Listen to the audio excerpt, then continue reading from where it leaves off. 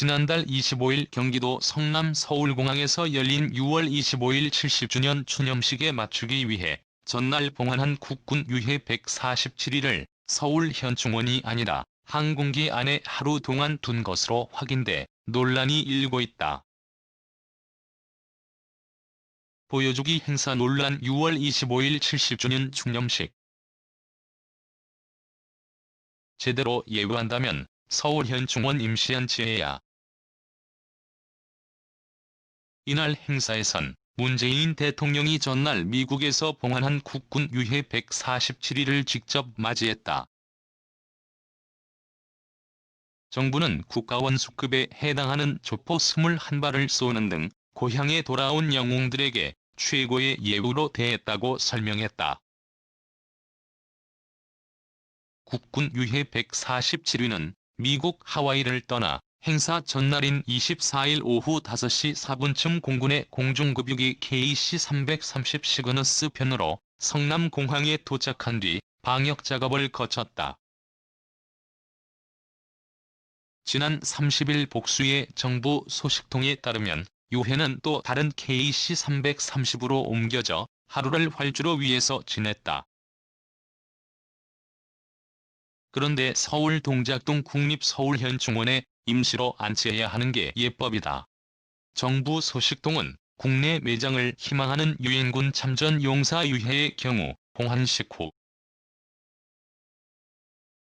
서울현충원에 하루 모신 뒤 다음 날 장지로 떠난다며 본 행사가 다음 날 열릴 예정이라면 서울현충원에 임시안치하는 게 당연하다고 말했다.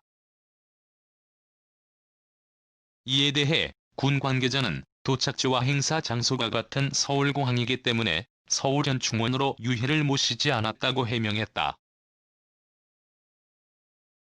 하지만 이 소식통은 유해를 예우한다면 서울공항 안에 임시 안치소라도 만들었어야 했다고 지적했다.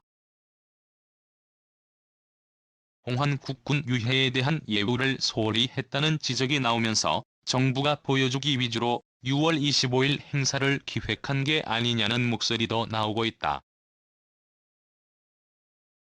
당시 공중급유기 동체 위에 호국 영령을 기리는 영상을 빔으로 쏘는 미디어 파사드가 그 초점이다. 나온 공중급유기는 국군 유해를 모셔온 공중급유기와 기종은 같지만 전혀 다른 기체다. 국가보훈처 측은 방역 문제 때문에 다른 기체를 이용했다고 설명했다. 하지만 또 다른 정부 소식통은 공중급유기 동체인 공면에 미디어 파사드가 잘 나오려면 영상을 매칭하는 매핑 작업으로 화면 조정을 해야 한다. 이는 최소 이틀이 걸리는 작업이라고 귀띔했다.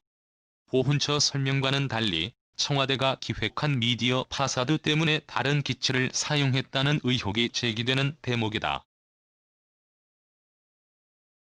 행사 시간 역시 논란이 되고 있다. 당시 행사는 오후 8시 40분 시작됐다. 해가 진 뒤 연 첫 6월 25일 행사였다. 보훈처 관계자는 6월 25일 행사는 보통 오전 중 실내에서 개최했는데 신종 코로나 바이러스 감염증 때문에 실외로 바꿨다며 고령의 참전 유공자의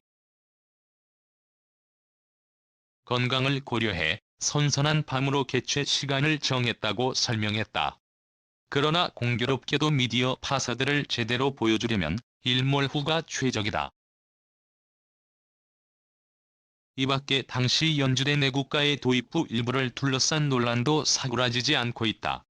연주의 3초가량이 북한 애국가 전주와 음정과 리듬이 거의 똑같다는 것이다.